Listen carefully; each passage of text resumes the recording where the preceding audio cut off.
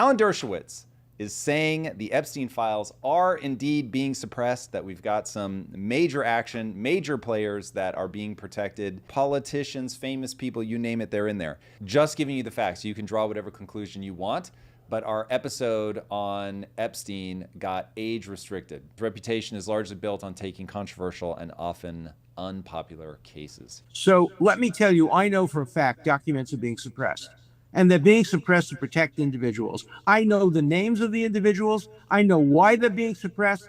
I know who's suppressing them. But I'm bound by confidentiality from a judge and cases, and I can't disclose what I know. But I hand to God, I know the names of people, and that's wrong. We've been talking about this. It's been bouncing around the podcast circus now at this point. Everybody is going to reveal themselves in how they respond to social media, being able to talk about everything, cameras being everywhere. And some people are going to want to clamp down. They're going to want you to only see things that are approved. This much information has a deranging effect. It just isn't only deranging. To me, this is like being able to farm and create industrial grade farming where you can just have calories all the time, anytime, whenever you want. If you give that to people that have no control, they're going to become, 600 pounds. They're going to eat terrible food. They're going to be dying of malnutrition despite being morbidly obese. Yeah, I get it. But that doesn't mean that I would rather force everybody back to where you have to hunt and fish and risk starvation when winter comes. Like, it's absurd. The logic that people use around, hey, some people are going to say dumb things and some people are going to believe dumb things, and therefore we have to control the shit. It is the weirdest logical progression ever. You know that at some point you're saying, I don't want the trust to be voluntary. I want the trust to be forced. Like, what is happening? How do people look at history and go, it works out so well, Drew? It's not a problem. It's crazy. What do you say, though, to the people that say there's Swiss, bliss, I don't know, all the misinformation. I like that. Like if I say a lie loud enough, and we even experimented on the show jokingly, we all have examples of that. Some people still think you're 53. I love that so much. He is 53, by the way. If you say it loud enough, it will be effective. And at the political level, there should be a level of responsibility there. So it's free speech when you're talking about, technology. It's free speech when you're talking about video games, movies, things like that. But politics should be restricted. I mean, like, is that a middle ground? Nope. You just think full stop, no restriction, like you cannot do it. Correct. Here's the thing, Drew. Oh, God. I love and care about you truly as a human being, but I think you're out of your mind to believe in God. Imagine that I got to tell you, you can't talk about that. It's not true. How you'd be willing to fight and kill, almost certainly, if people told you, no, that's not real, and you can't talk about it. And I would be able to show you the proof of all the scientific things that show that's not real, and yet you would say, this is the most absurd thing ever. You are wrong. I don't care what your science says. And what I'm saying is correct. You should be able to say and believe the things that you say and believe. And if I'm completely honest, you should be able to lie, because I don't want people to try to be the adjudicators of truth. So it's like, listen, this is the reality of the human condition. We are in this position. People must think for themselves. They have to be able to live in a world where there's all kinds of terrible food and eat the right ones and figure out which is which. We have to live in a world where people are going to be hearing mal information coming at them from all angles, and they've got to figure out how to navigate this. And there are going to be some people that do not have the intellectual capacity to make it, and we have to accept that those people's lives will be worse, that God has found it absolutely okay to give people an IQ that just makes the world impossible to navigate. It is what it is. Like, it is maniacal when people go, well, but I see everything so clearly. I'm going to say that, like, these institutions shouldn't be optionally listened to. They shouldn't have to compete for people's respect and trust. You should just trust. These are them. Politicians, if that's people's bag, or the New York Times, if that's people's bag, or the National Institute of Health, hard pass. This is where people have to take ownership of their lives and say, yes, there's going to be a whole bunch of information that I totally disagree with, and I'm going to have to find a way to parse this. I'm going to have to think from first principles. I'm going to have to map cause and effect, and I'm going to have to try to get to what's true. I have to get out of my own way. I have to stop believing everything that I feel. I have to stop believing everything that I believed yesterday because it no longer maps to reality. It just is what it is. And listen, I'm all for that 1776 energy. I need people to understand you cannot expect to go through life with all of the sharp edges padded. You have to say, life is going to be hard. There's a huge chance of failure. And instead of making sure that I can't ever get hurt, I want uncapped upside. And so the great irony is, in real life, I want to live in a more moderate space, but there's no energy for that.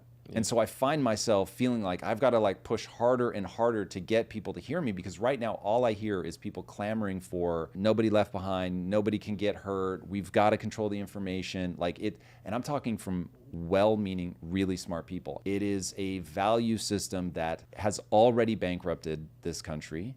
We are living on fumes. I would like to remind everybody that fiat currency is born only of confidence, and now we're going to lose confidence. And that is going to be a bloodbath.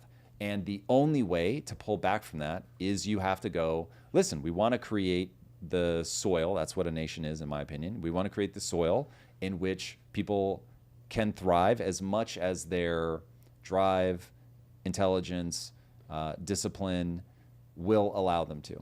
And some people are going to live a terrible life. That reminds me of a Nick Saban speech that I definitely want to pull up. You get up every day, you're entitled to nothing. Nobody owes you nothing. I love this already. You could have talent, but if you don't have discipline and you don't execute, you don't focus, what do you get? Nothing. If you're complacent and not paying attention to detail, what does that get you? Nothing. So nothing is acceptable but your best.